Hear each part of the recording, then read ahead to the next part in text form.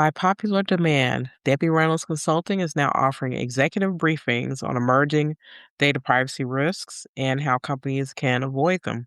To learn more, visit the executive briefings page on my website. Thank you. The personal views expressed by our podcast guests are their own and are not legal advice or official statements by their organizations. Hello, my name is Debbie Reynolds. They call me the Data Diva. This is the Data Diva Talks Privacy podcast, where we discuss data privacy issues with industry leaders around the world with information that businesses need to know now. I have a very special guest all the way from Copenhagen, Vibeke Specht. She is the co-founder of Peak Privacy and the author of From GDPR Confusion to Privacy First Marketing. Welcome.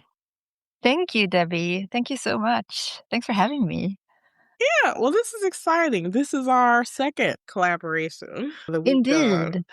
Yeah. What has it been like? Was it 2 years ago now? I 3 think it was years? maybe 2 Mhm. or 3 years Yeah. that we collaborated together. So you all had asked me to come to do a speaking thing with you all, which was Yeah. incredibly fun. I love to talk about marketing and I love to talk about the way companies use data in marketing because for me, especially when GDPR came out, the marketing folks, they were like the vanguard, right? So they got hit with all the with GDPR. Yeah. The cookie madness started with the marketing Yes. department, and I felt like, unfortunately, the marketing folks felt the brunt of GDPR before a lot of other people did. But yeah, I would love for you to tell more about your background. I know you that you're incredibly passionate around data protection and having people be protected when they're using services and products. Mm. And you're also very well steeped in how companies can do marketing and do it in a way that helps their brand, but then also doesn't harm people. Tell me your background. First of all, thank you for having me. It's super, super fun to be here. It's a great honor. So my background, when I started, was a little bit of an accident that I fell into the data protection rabbit hole.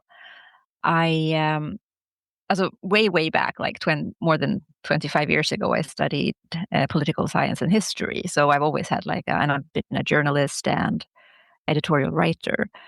So, but then I ventured into marketing and I helped companies, I helped them with communication and marketing and branding.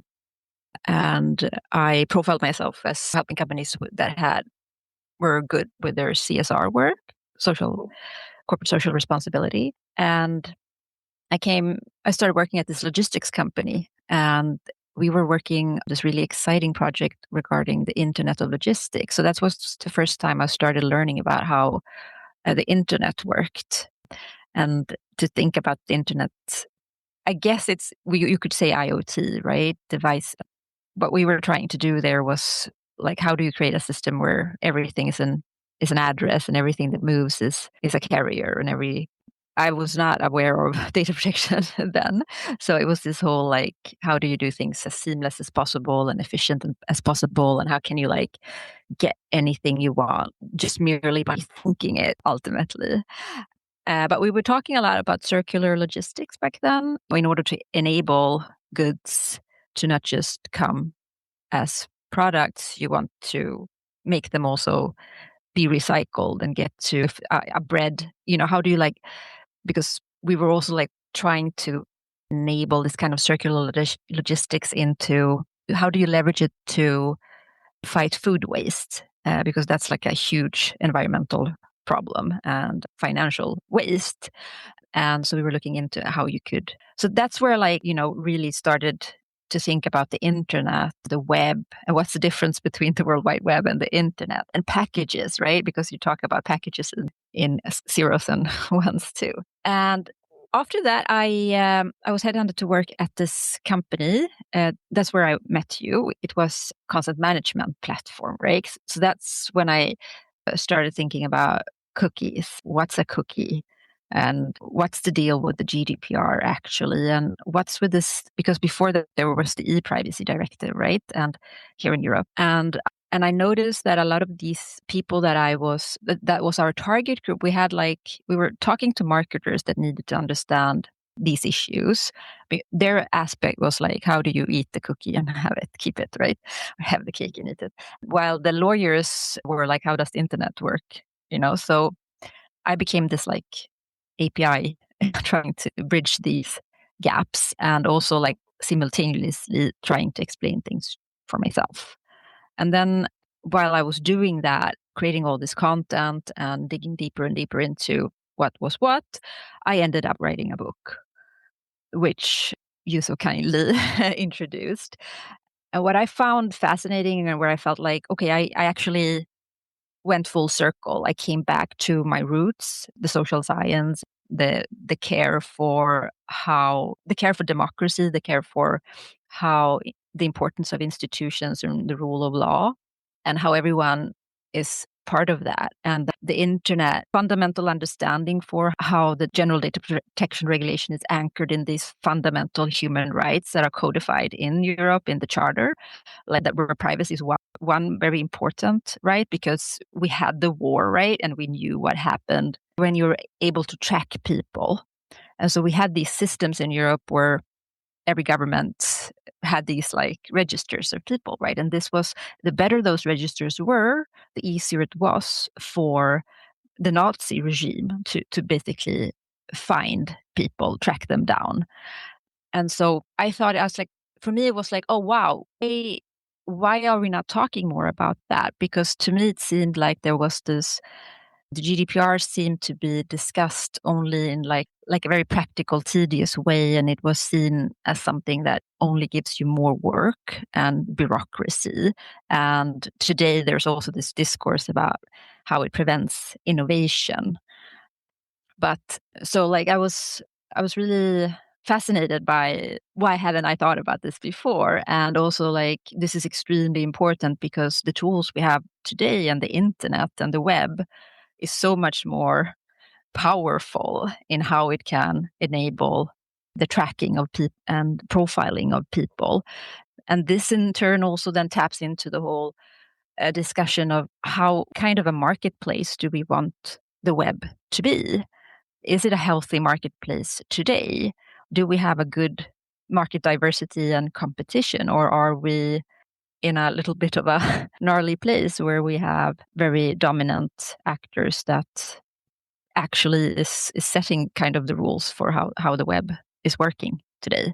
So these are like deeply fascinating subjects. And now when we have a lot of turbulence here in the EU with the omnibus discourse, all these fundamental topics are again on the table, even though there are a lot of interests in this discussion that don't want to lift it from that perspective. They want to trivialize it and say that it's just these like cookies and cookie banners, and that's so tedious and like who cares? It's ridiculous. But that's such a superficial discourse, and I think we really deserve to be able to discuss this in a much more profound way. And yeah, so that's that's a very long answer on like my background or where I come from. Yeah, that's a great background. And thank you for sharing your thinking there. I think it's true. So when I first, when GDPR first came to enforcement, I was on television show actually. I was asked to be there to talk about GDPR and why it was important.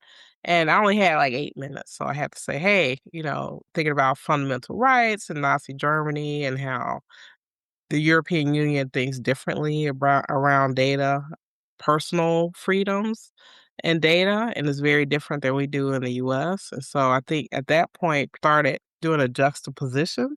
They really couldn't tell the difference between what was happening in Europe versus what's happening in the US.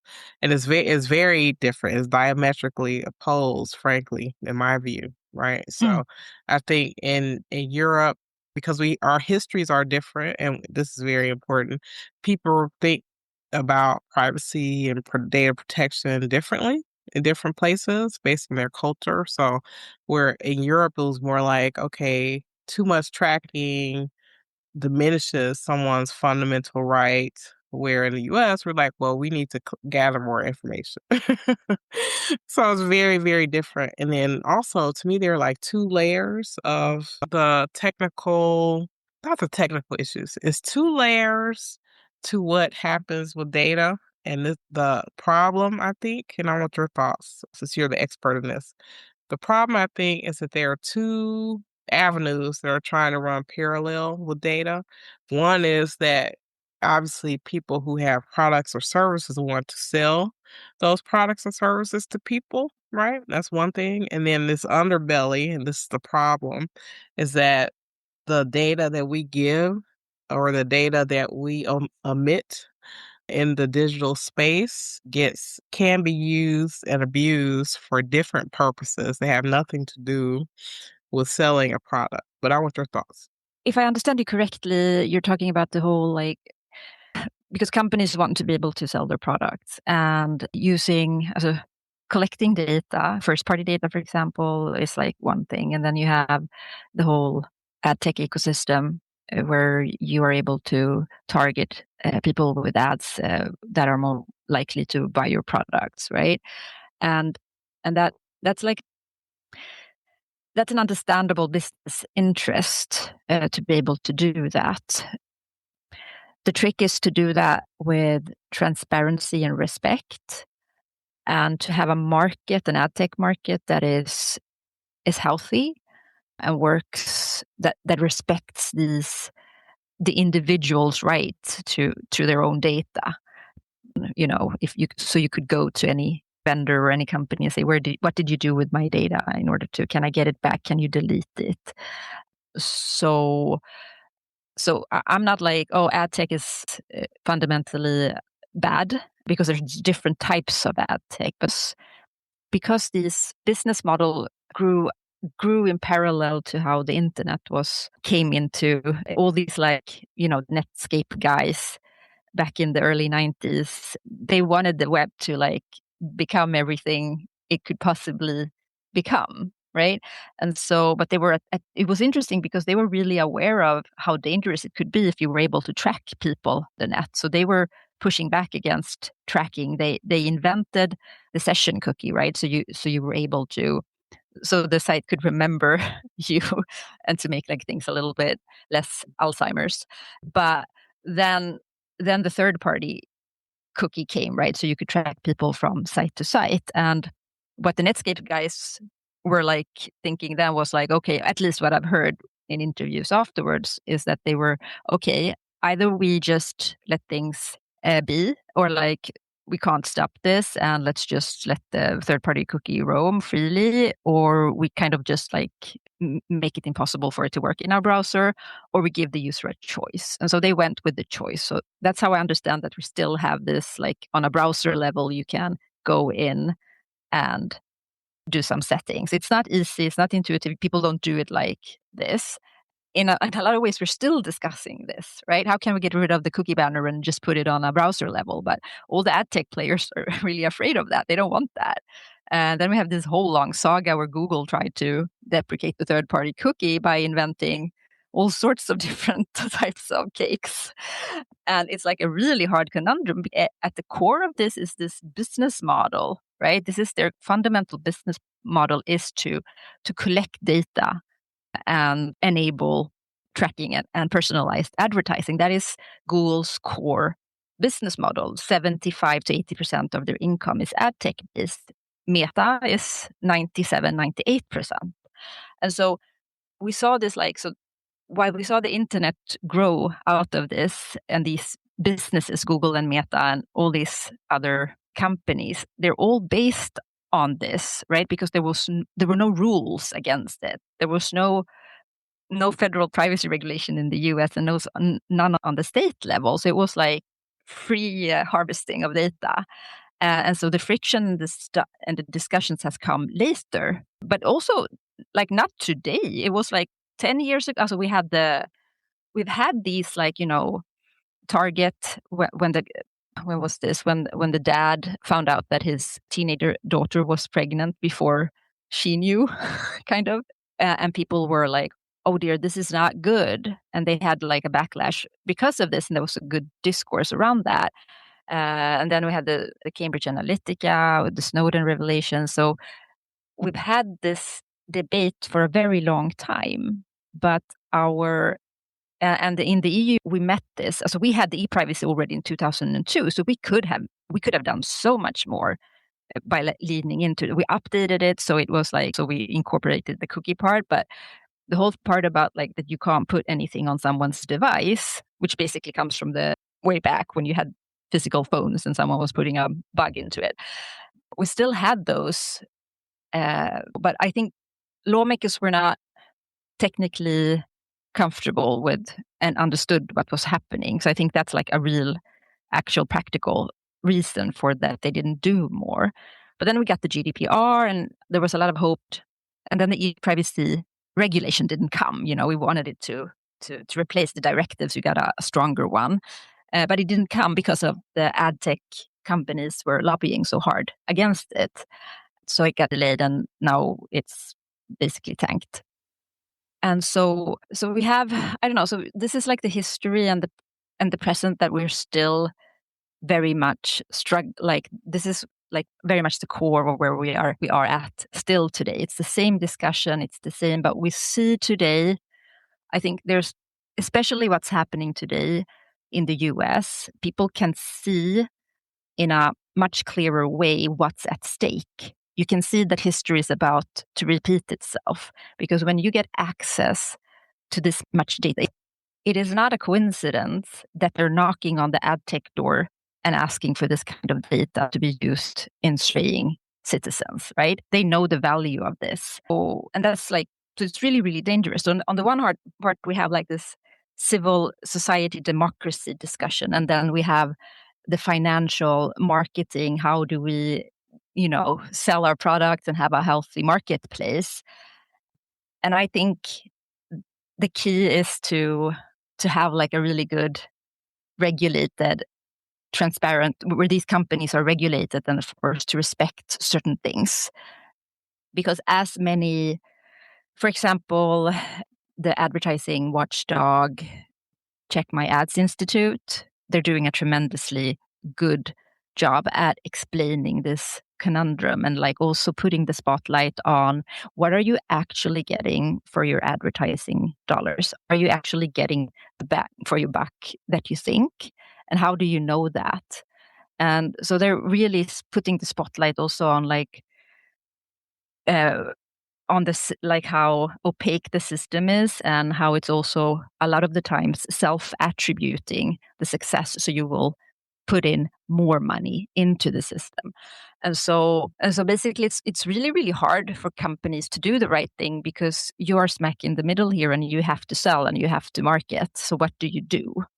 Right. And I'm not saying it's hopeless, because there are options, and there's definitely a lot of good things that comes out of taking a deeper look into how you're working with data, and to be careful with it and like do your due diligence, because data is resources, right? And you want to be careful with the resources, and you also want to be careful with like what kind of data you share with other. Because if you now have first party data, why would you ever want to share that with external stakeholders who does not take care of this data? Isn't it better that you keep it and like maybe build your own, work more with first party data? That's one way of like trying to look at it more. Another way is to maybe, we have an amazing contextual platform here in Scandinavia from Norway called Cobbler. And so they're like zero tracking, zero personalization, and they're like ad tech platform, but they are in direct link with, established real magazines and publishers, serious ones. And so what they see and what their customers are very happy about is that it's a little more expensive, but you're really being shown exactly in the right moment, in the right context for your product.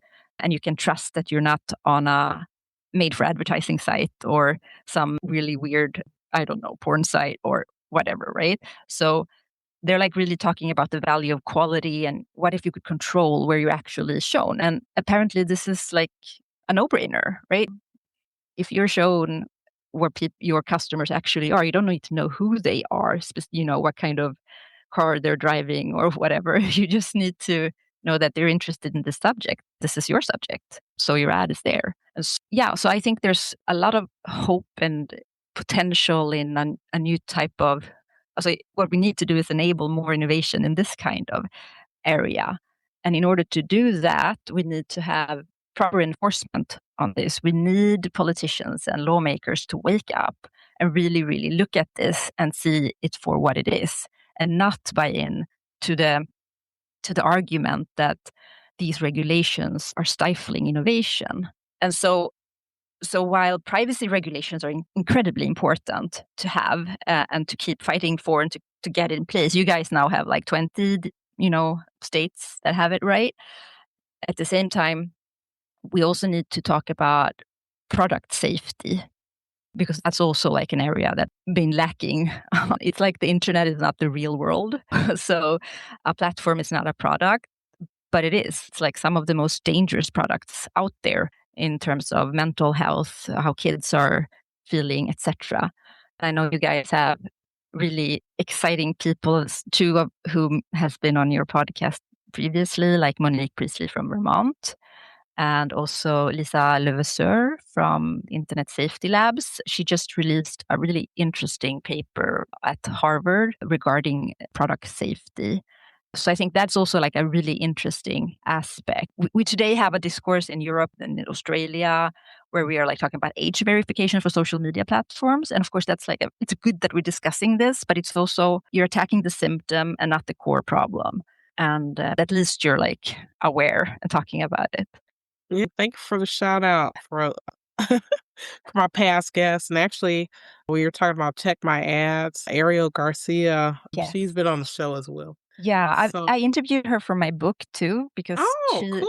it was She's so, yeah, because I was also, part of the thing is because I was like really unaware. I was living in this cognitive dissonance between like doing Facebook ads and like, oh my God, Edward Snowden, this is horrible and everyone's tracking and like, but you're part of this equation, Vibeke. Why are you? And so I couldn't figure it out. And I was asking questions so much. And then when I was really in that, I don't get it. Am I insane? And then Ariel Garcia resigned from Worldwide, like in her article went viral, where she was just like, okay, I've had it. This industry is like, they just want to walk backwards into the future. And I contacted her. I was like, please, can you talk to me? I need to understand what's going on. And so I find it so, there's so many good people like you, Ariel, Lisa, so many good people out there that are like really looking into things and exposing things and problematizing things, or like talking about it and lifting the debate to the level it should be at and focusing on the right things. And I find a lot of hope in that. Oh, that's amazing. Thank you for sharing that. One thing I would love to talk about that you touched on, first of all, it's going to be hard for me to keep this to an hour. It's really hard because all the topics you bring up are so interesting. But I want to talk about, this is one of my favorite topics, and people rarely ever talk about it, and that's the connection between privacy and antitrust. So Yeah. I had done a piece in Bloomberg many years ago. This is Yeah. before the privacy debate got super hot in the US, and I was saying antitrust and privacy are tied together. And I had someone else tell me that they didn't think it was. They didn't think it was connected or intersects. I'm like, it does, but I want your thoughts there, especially as it relates to how it impacts the scale of enforcement. Yeah, that's a huge topic too, right? Because that's also like one of those rabbit holes I went down in. And at the EU, we had a really strong commissioner called Margrethe Vestager. She was Danish, and she had a really high profile and was like very unapologetic against the big tech companies. And so she was part of the force that made sure we got the Digital Markets Act and Digital Services Act. And primarily the DMA is, I guess, considered a sort of antitrust regulation because it goes after the so-called big gatekeepers. The DSA is also going after in a different way, right? It's more, I relate that more to a product safety kind of a framework. And the other one is more like, you guys are too big, you're stifling innovation, you're destroying the market. So we can't have the kind of diversity and healthy market. So you guys need to calm down and be more. You can't do anything just because you're big. At the end of the day, what are we trying to accomplish? What do we want to have? We want to have a healthy marketplace, both physically and digitally, online and offline, where everybody plays by the same rules, where fundamental human rights to privacy is respected, where you respect people as citizens and as consumers. And in order to get all that, we have to have good privacy regulations that frame this. We need to have anti-surveillance laws that are up to date with how technology works. And we need to have a marketplace where the bigger you get, you buy up other companies just because you want to get rid of the competition. You can't become even bigger by merging with another huge company. So there needs to be balance. Like antitrust is like a pretty fundamental. Most human beings understand the value of that. It was a long time ago that Standard Oil in the US was on the table, and we've been hoping for something like that to be able to repeat itself with the antitrust court cases against Google and Meta.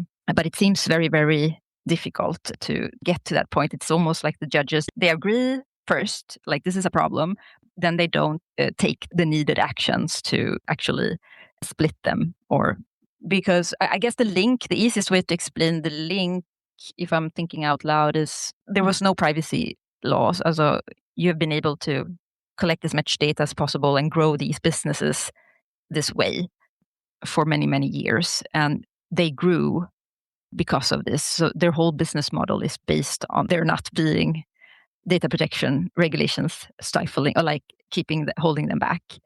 And so they've become too big. And as an advertiser, as a company, you don't have many options today when you want to find your customers online.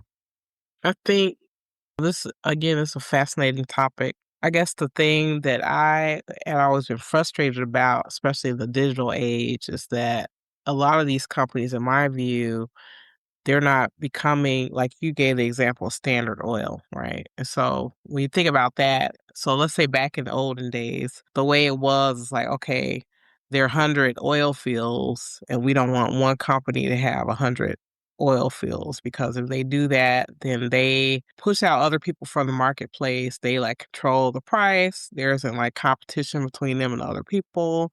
That harms the consumer. That's kind of the basic thought. But in the digital age, what I see is that what these companies are amassing, in my view, are data monopolies, right? Where I feel like a lot of the antitrust people, they're saying, okay, Meta can't buy another company that's like them and what they do.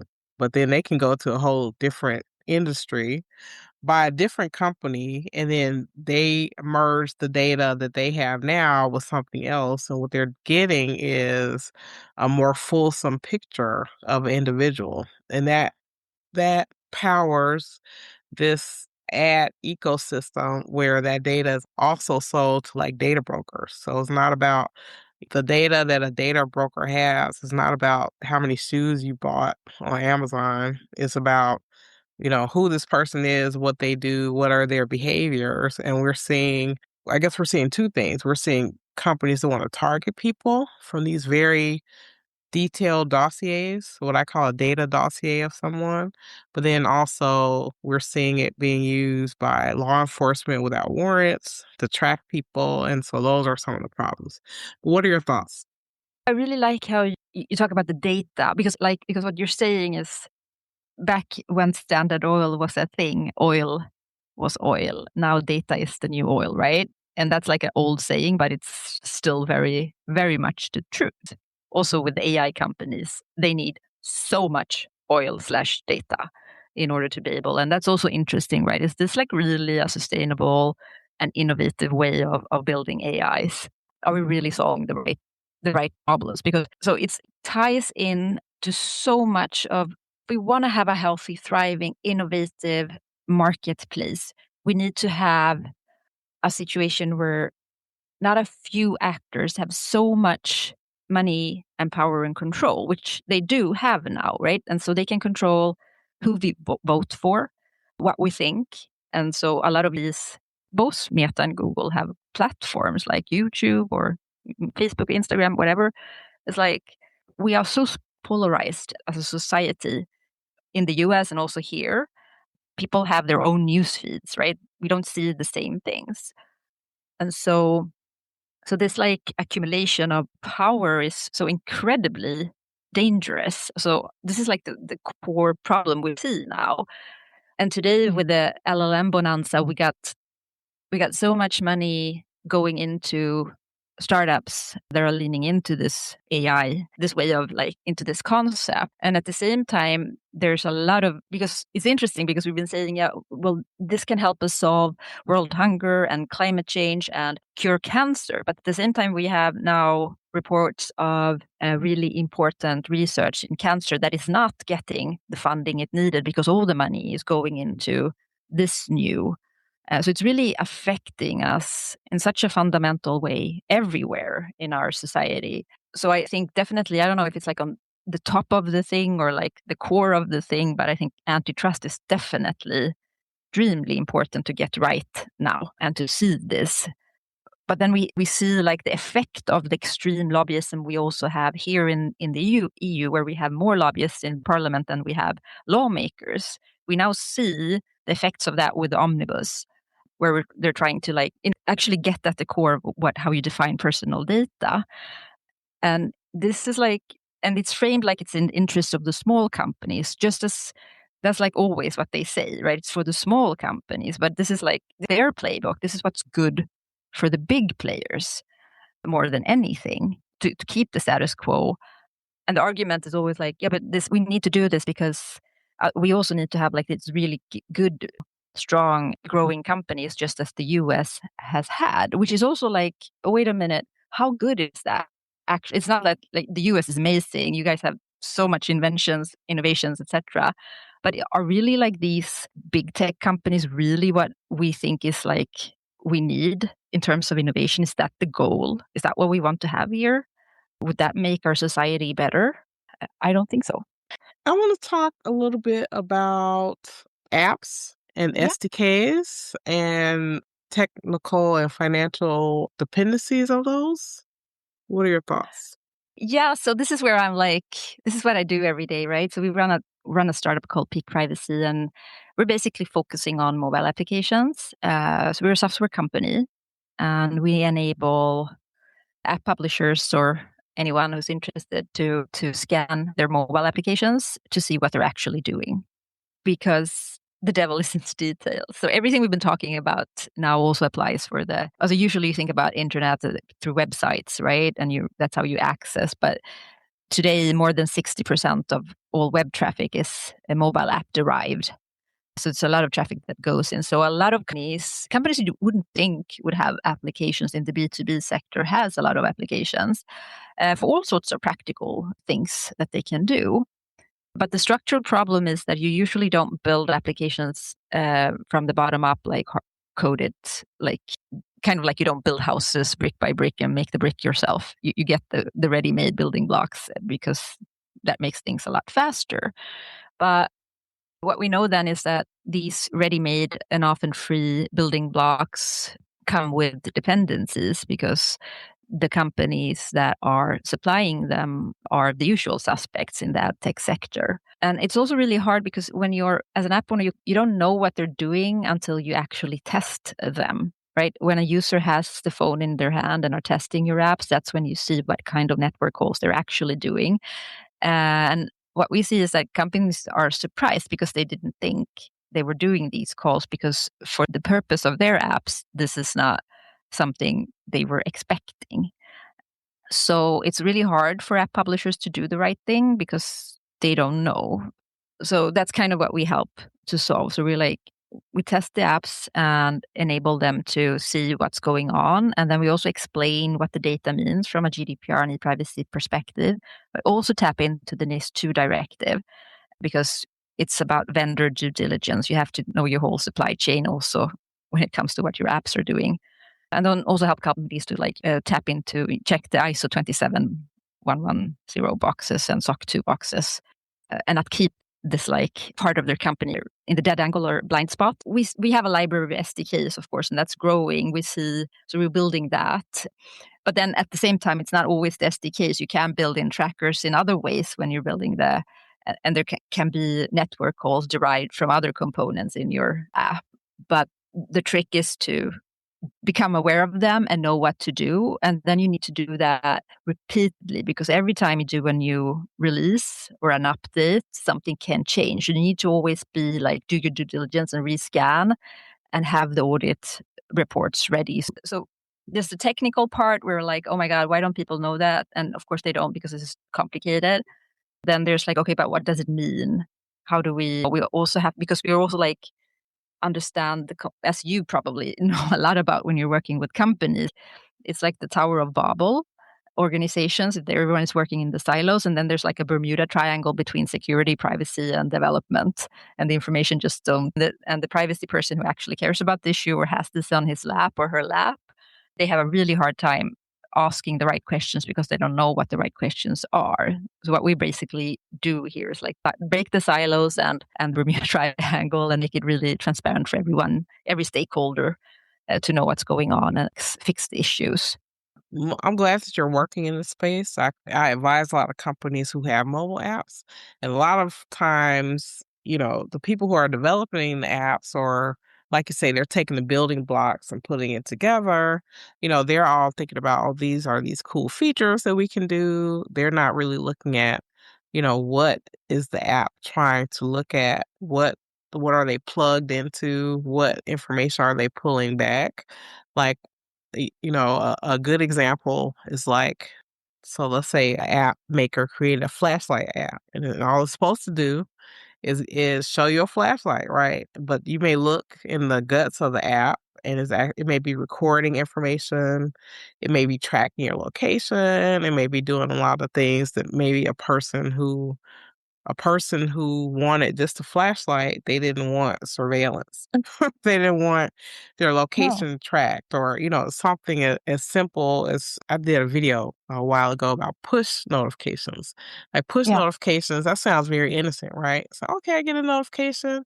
Actually, it's trying to figure out where you are, right? So part of that push notification is finding out your location. And so thinking about that, all those different angles with apps, and mobile apps are very different than the internet in terms of when you go to your computer. And so a lot of people don't know the difference in those things. Actually, companies like mobile apps because they can get a lot more granular information about a person and their device and how they use it on a mobile app that they couldn't get in the same way if someone was just on a computer or on a website. What are your thoughts? It's interesting that you also see how, I'm not surprised because you are in the intersection law and tech, right? And really knowledgeable in both areas. So, and it's just as Ariel Garcia, because she talks about complexity by design, that things are opaque. And she's like, when you're asking and asking and you still don't get it, then you have to realize that you're not supposed to get it. Right? This is so the reason the situation is so dark or really confusing, and it seems how are we ever going to fix this? That's the feeling. I don't want to be a conspiracy theorist, but if you like this business model, if you want to keep on getting as much data as possible, of course your interest is not for people to look into these issues, right? And it's so hard for consumers to do the right thing, because we don't have all the time to become tech experts, etc., right? But we shouldn't have to. There should be certain product safety regulations that keep us protected and makes this marketplace. There should be a much higher baseline for what is okay and not okay.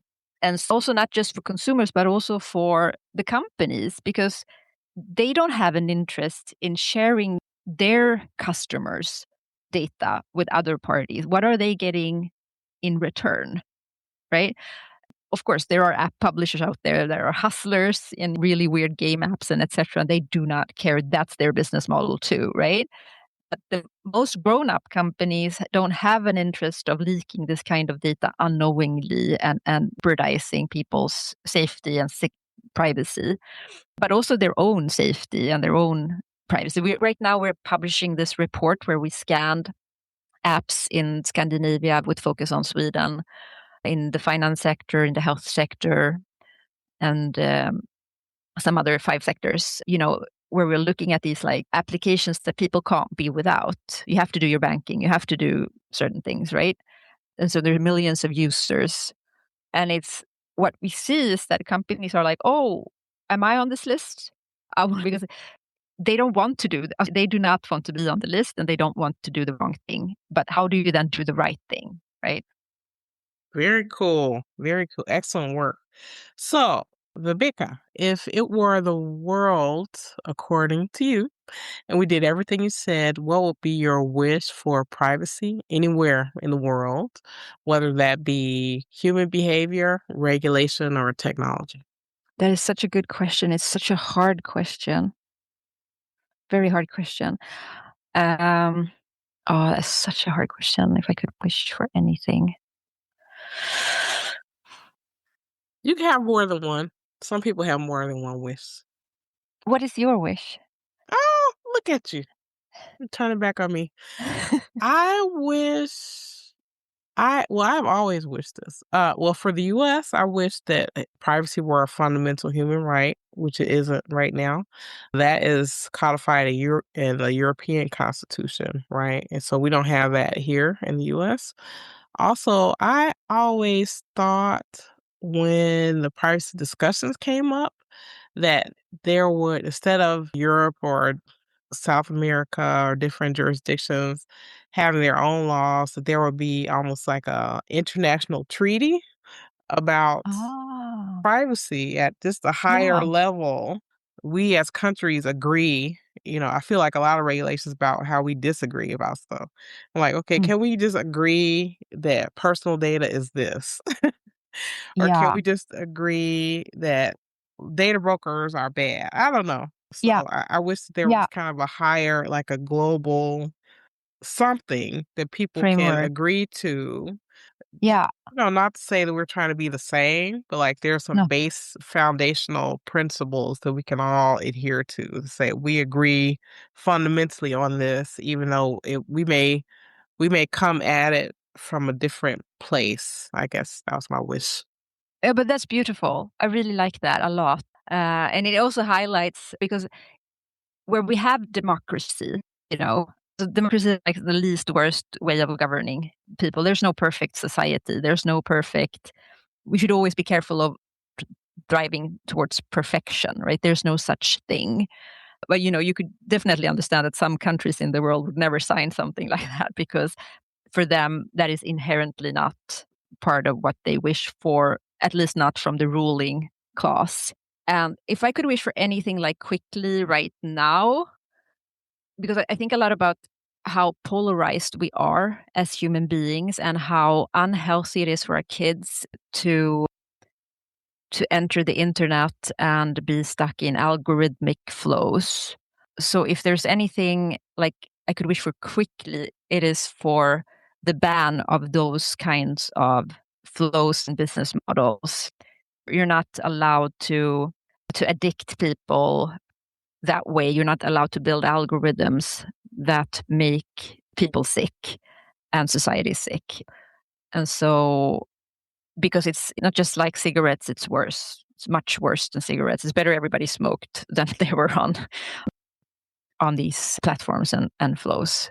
I think if we do that, then I think we could start having a much healthier conversation in our societies in general.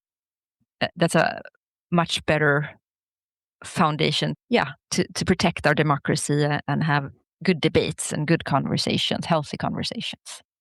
I like that. I like that. Right. So, right. So instead of having someone put something in your feed that tries to direct or change your action. That's the issue, right? So the issue for me is like, okay, you want to change my behavior by showing me something that would make me make a decision that I may not have otherwise made if I had better information. Yeah, right? I don't want a platform to influence who I vote for, or that I stay home and do not go and vote at all. Or I don't want to talk about like misinformation per se, but it's the whole, engagement equals enragement aspect that I feel is quite troublesome. I agree. I agree with that. I agree with that. Well, thank you so much. It's such a pleasure to Thank you, talk with you Debbie. today. And Pleasure is mine. I know the audience will find it as enlightening as I have. And definitely connect with you on LinkedIn and check out your book for sure. Oh, absolutely. I love to make new friends and talk about these issues. So, yeah. Yeah, and I just want to throw out the name of the book, From GDPR Confusion to Privacy First Marketing. Yes. It's a very long title, so. Very good. Very good. All right. Well, I'm sure we'll talk soon. Thank you so much for being on the show. Thank you so much. Thanks. Bye. You're welcome. Goodbye.